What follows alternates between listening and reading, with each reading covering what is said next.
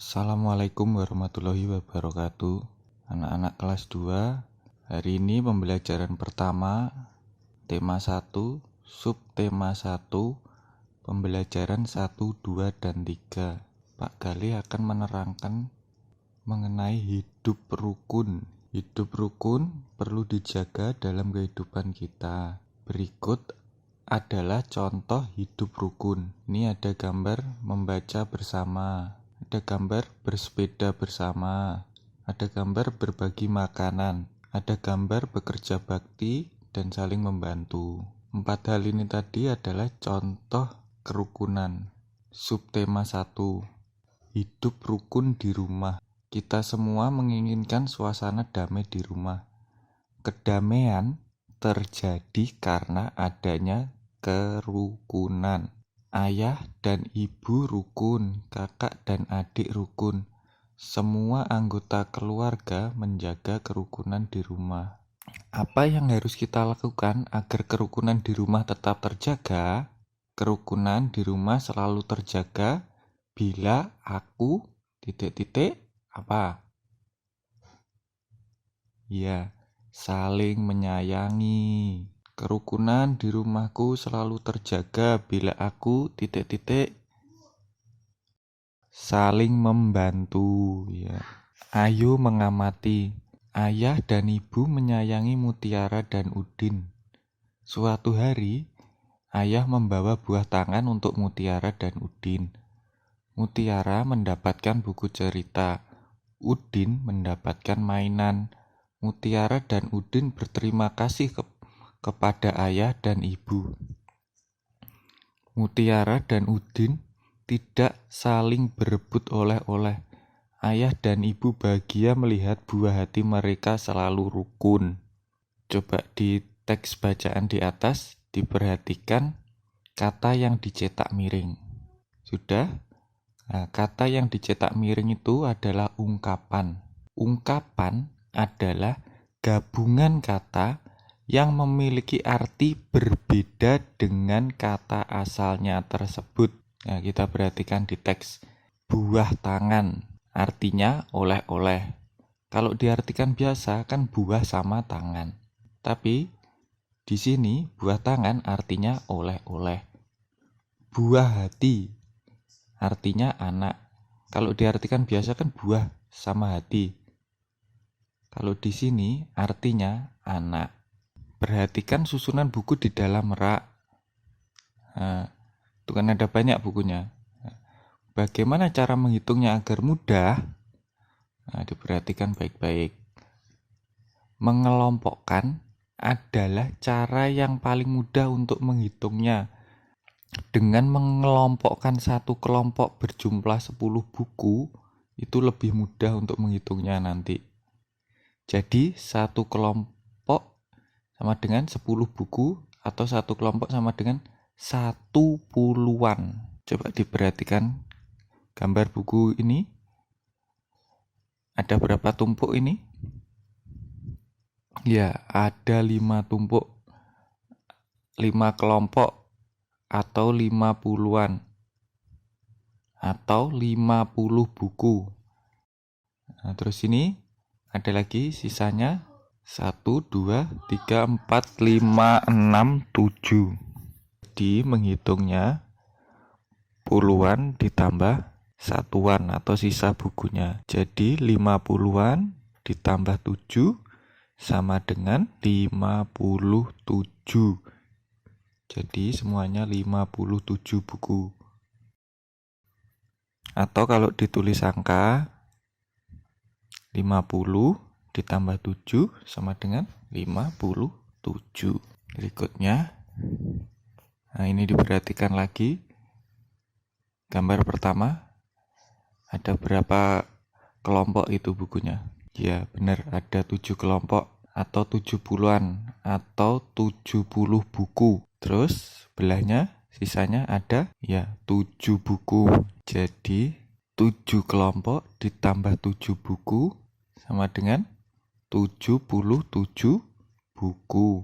Atau kalau ditulis angka 70 ditambah 7 sama dengan 77. Itu tadi kelompok puluhan. Sekarang kelompok ratusan. Coba hitung ada berapa puluhan atau kelompok buku di bawah ini. Ya, kita hitung bersama-sama. 1, 2, 3, 4, 5, 6, 7, 8, 9, 10. Ada 10 kelompok atau 10 puluhan. 10 puluhan sama dengan 1 ratusan. 1 ratusan sama dengan 100 buku satuan. Jadi bukunya ada 100 atau 1 ratusan berjumlah 100 buku.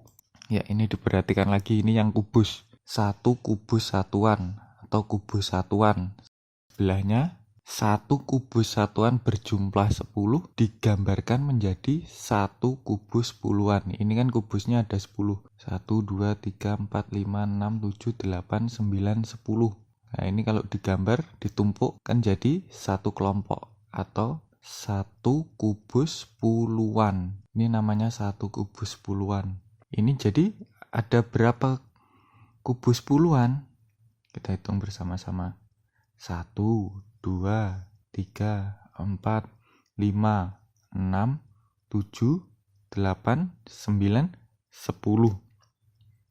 Jadi ada 10 kubus puluhan yang berjumlah 100.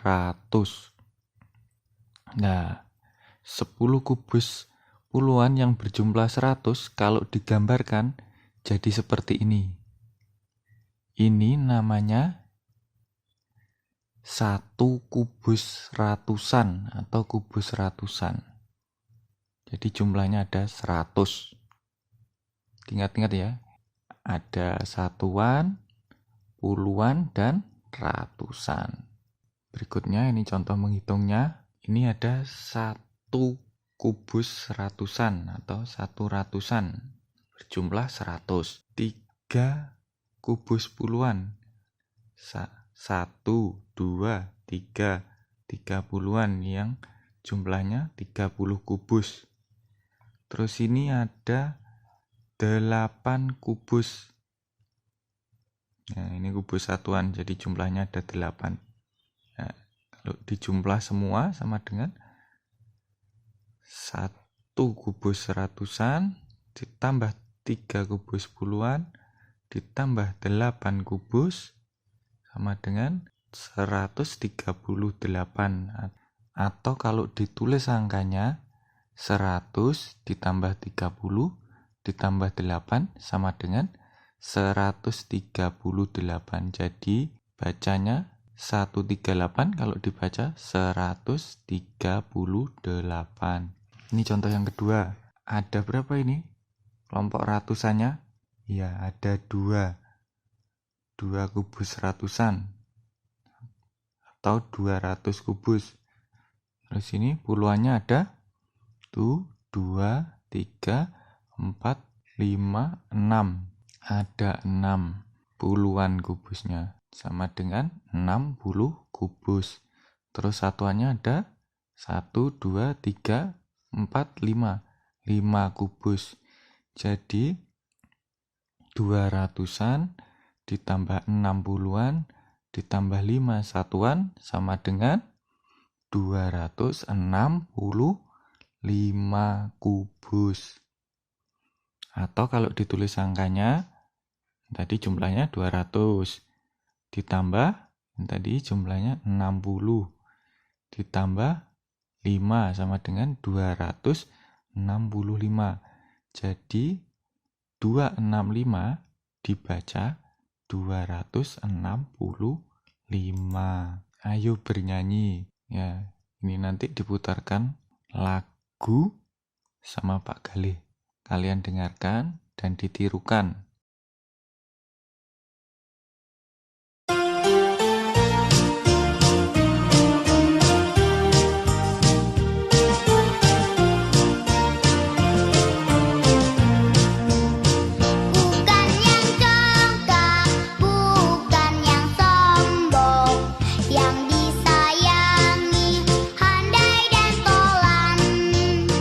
Hanya